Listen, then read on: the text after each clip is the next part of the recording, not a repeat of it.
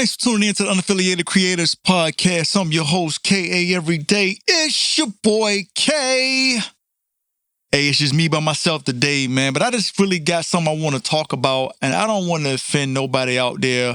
Again, this podcast is centered around independent artists, learning from other independent artists. I'm an independent artist myself, so I had to go through the same thing that I'm about to talk about. And today, I really just want to educate you guys and kind of just get you guys to kind of see things from a different perspective. So again, I know there's going to be some artists that's going to hear this and think that I'm taking a shot at them. I'm not talking about nobody in particular, but it's just something that I'm seeing. It's a trend I'm seeing. I just kind of want to talk about it, address it, and just, express to all the independent artists out there that there are other avenues to take to further your music career. So, we're at the end of the year. So every year, Spotify does this thing. It's called a Spotify wrap-up, something like that, where they basically generate a graphic, and in this graphic, it's supposed to be showing, all of the data from a particular artist, and it's like a recap of that year, right?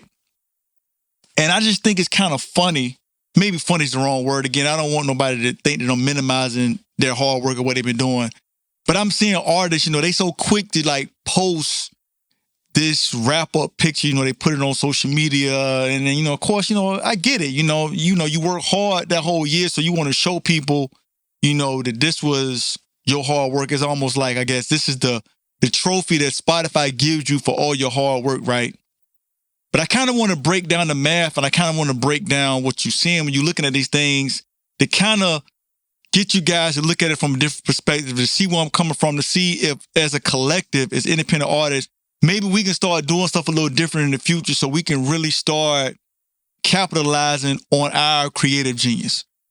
And what I mean by that is, I'm just going to throw out some numbers so you can understand what I'm talking about. So I saw some independent artists, which these are good. This is good numbers for independent artists, by the way. They'll post the Spotify wrap up, and it'll say, I'm gonna make the math easy. It'll say that they had 100,000 streams in a year, right? So when you just looking at the number 100,000, that's a big number. You're like, man, they was on their grind. They got 100,000 streams on Spotify in a year, right? But once you do the math on that, you start saying, maybe $100,000. 100,000 streams ain't what all it's cracked up to be. All right. So Spotify pays out 0.003. So it's not even a full cent per stream. So I'm not the smartest person in the world, but if you take that number and you times it by 100,000 streams, that means in a year, Spotify paid you $3,000 for streams, right? So for independent artists, that probably seems like a lot of money, or you probably saying, hey man, that's decent money. What's the problem? But I started writing down all of the different things that independent artists have to do to try to help push what they're doing. And once you really think about it, $3,000 really ain't a lot of money. So I actually made some notes right here, and I'm going to kind of go through it real quick. So if you're an independent music artist, these are some of the things that you will probably have to spend money on if you don't know how to do all this stuff yourself, right? If you're not a self-contained unit, meaning that you're doing all of these things yourself, that means you have to spend money to get these things done. Music producer. So if you're an independent artist and you're not making your own beats, every time you need a beat for a song, you're having to pay a music producer, right? Studio time. If you don't have a setup in your house and you're still having to go to a studio every time you want to record a song, you have to pay for studio time. If you want to shoot a music video for these songs that you put out nowadays, and we in a content space, it's almost like you have to make a music video for every song that you do so you can have the content to put out for that song, right? Put it on TikTok, put it on YouTube and all that. It's all about the algorithm game, right? So now, if you're not putting the camera on a tripod and hitting record and running back around and dancing in front of the camera, doing all that yourself, now you got to pay a videographer to shoot and edit your music video, right? And you're doing one for every song. And let's be honest, some of y'all out there actually buying streams or y'all paying for streams. I'm not dumb to think that all of these independent artists out there getting all of these hundreds of thousands of streams without buying some of them streams. So when you having to pay for streams, that's money that's coming out of your pocket. So even if you made $3,000, how much money that did you really have to spend just to try to make that $3,000, right? And then there's the, buying ads on social media and all of that, right? You have to pay for that if you want to promote the song, promote the album, whatever you want to call it, right? And then there is the, on some of these podcast shows, and some of the bigger ones, I'm not saying that all podcast shows charge artists to come on, but when you're trying to go on, I ain't gonna need name the names, y'all know them, but the huge podcast music platforms, when you going up there and you're doing your freestyle and they videoing you freestyling and all that stuff, they going crazy. I get it. Those shows are not free. And from the little research that I've done, a lot of those shows charge anywhere from $1,000 or more just for you to come up there and do your thing. So out of that $3,000 that you just made from your streams, how much money are you really left with in the end after it's all said and done? Like I said, I'm not the smartest person in the world, but I was able to do the math, right? $3,000, once you subtract everything that I just talked about, you either not left with a lot of money, or I'm pretty sure in a lot of artists' case, you probably are in the negative. You probably spending more money to push your music and try to, get it out there in front of the masses to do what you trying to do, what you love to do, but you making less money in return.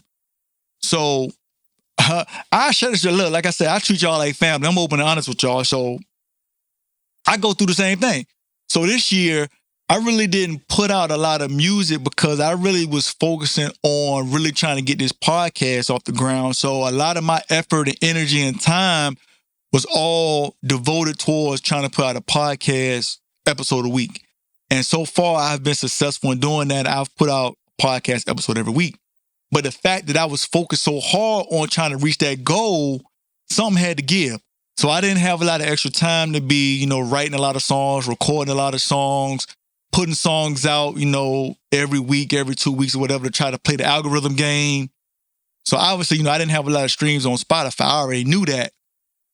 But even if I was recording songs and stuff, again, I probably wasn't going to make 100,000 streams, and that would have been $3,000. Now, the only thing that would have saved me is the fact that a lot of the stuff I'm able to do myself. So if I went and shot a music video, I would have did it myself. I know how to video. I know how to edit. If I would have did a beat, I would have made my own beats. So I wouldn't have had to pay a music producer. I would have been keeping that in-house. I have a setup at my house, so I would have been recording the songs and everything in my house. So I wouldn't have to be paying a studio. I wouldn't have to be paying somebody to engineer, mix, and master my songs because I do all that stuff myself.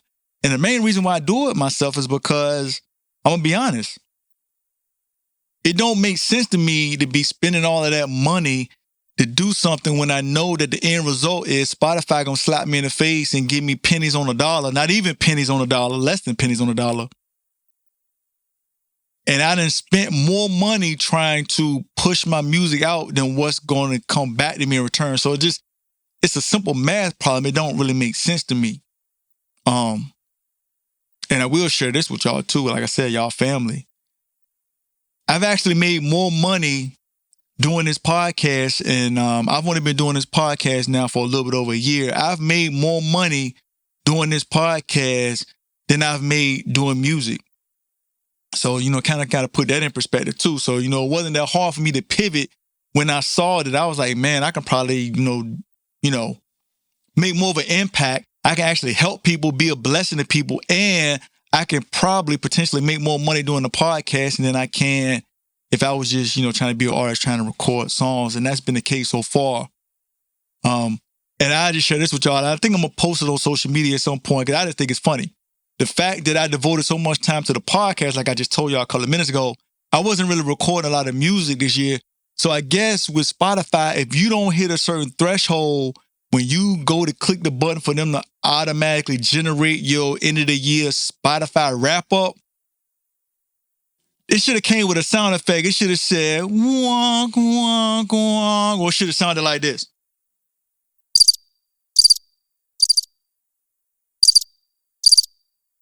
That's basically what Spotify gave me, y'all. When I hit the button for the thing to generate my Spotify wrap up, it basically was like, hey, there's no data here. There isn't enough stuff here.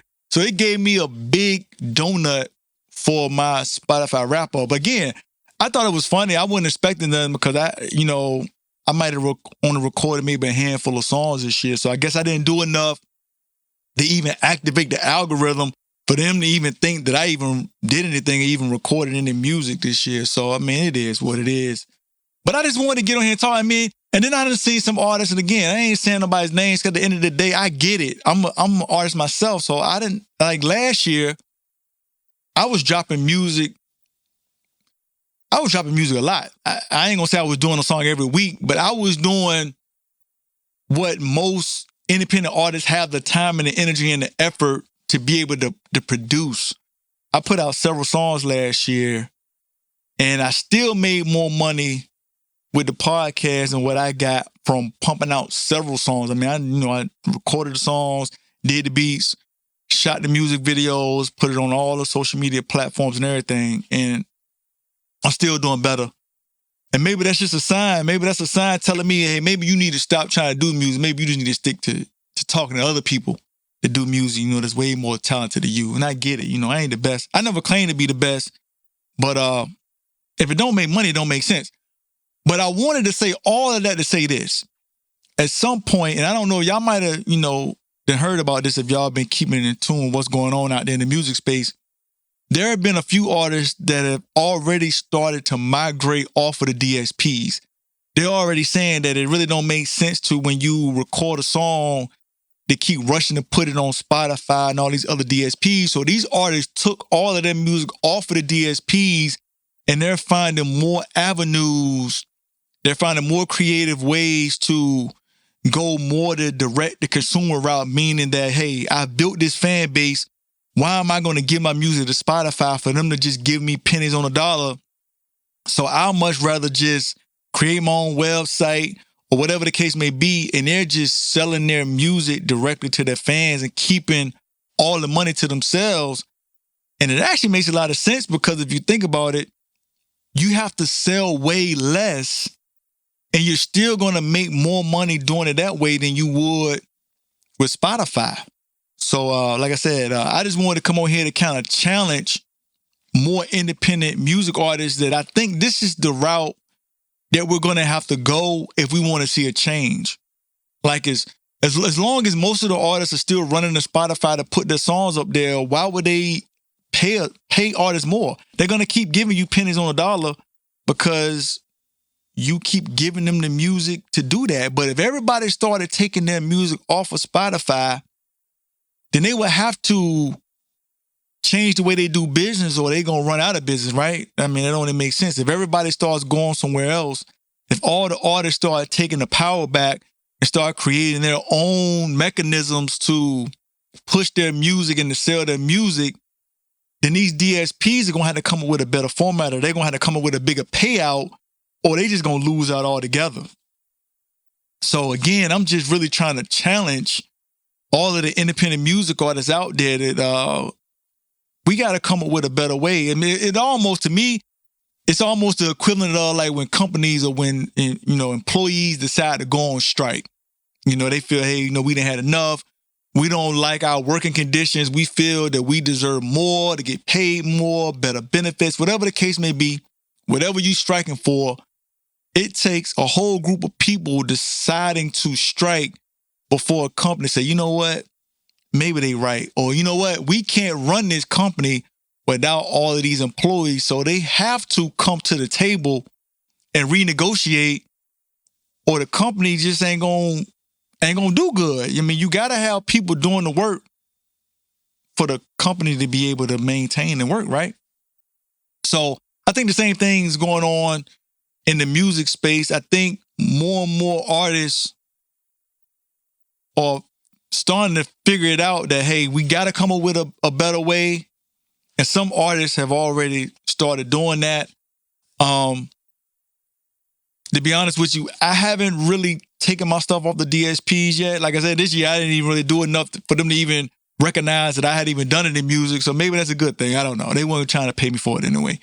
Um, but going forward though, if I'm really seriously gonna keep, doing the music just as much as I'm doing the podcast, I think I am gonna come up with or start trying to think of different ways to go directly from me creating the music and giving it straight to my fans versus having to put it on the DSPs and them pay me pennies on the dollar. Another thing I saw, and I don't know if you guys out there have noticed the same thing, it's starting to look like when it comes, especially with the DSPs, that it's really like the haves and the have-nots. Like when you're looking at these Spotify wrap-ups and you're looking at the numbers, you're looking at the data, and these artists showing you how many streams they got. To me, it's like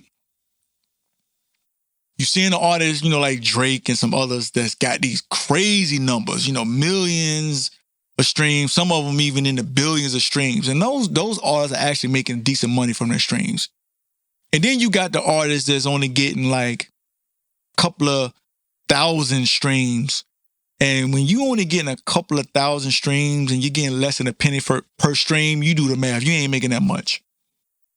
But to me, hey, again, I ain't trying to say nothing bad about nobody, but I think you got to be a bold person to put out a Spotify wrap up, and you only got a couple of thousand streams. People that stream your songs or all your songs together for a whole year. You got 2,000 streams for the whole year, but you still putting that wrap up out there like, yo, look what I did, yo. I got 2,000 streams. Like, that sounds good again until you do the math and you like 2,000 streams and you getting less than a penny per stream. You didn't make no money off your music. You actually spent more money trying to promote your music than you actually got paid from your streams. But again, I just wanted to take a few minutes to talk about this. Again, I ain't trying to talk bad about nobody. I'm in the same boat. I don't even know, like I said, I don't even know how many streams I got because like this year, I ain't even get credit for it. And that's another thing I don't like about what Spotify doing. I don't know if y'all heard this. So basically, I use me as an example. Let's say I didn't meet the threshold, right? But I did do some work this year. I did actually put songs on the DSPs, but because I didn't hit this magic threshold that Spotify is telling me that I got to hit, now the little bit of money that I did generate from the Spotify streams, instead of Spotify giving me that money, they just split that revenue up between all of the big artists that are making, I guess, majority of the money for the company. So it would be like the couple of pennies that they should have gave me, they didn't give them to me because I didn't meet this magic threshold. And instead, they're going to split it up between Beyonce, Drake, Taylor Swift, and the big artists like that that's getting, the millions and the billions of streams. I don't think that's fair. I know a couple of pennies ain't a lot of money, but I work hard for them couple of pennies. So I expect when I do the work, I should get paid. I don't know about y'all, but I don't like working for free. So if I put the time, the money, the effort, the energy to create that song, to create that music, I think I should be compensated for it, even if it's only a couple of pennies. But y'all let me know what y'all think. Again, I don't want nobody to take this the wrong way. I'm going to post my Spotify wrap up just so y'all can see that I ain't talking bad about y'all, because I'm really talking about myself too, because like I said, I didn't have no, if you listen to Spotify, I had no streams this year. So, I guess I got to do better. But anyway, y'all let me know what y'all think. I appreciate y'all taking time to tune in to the podcast. Y'all be good and stay safe.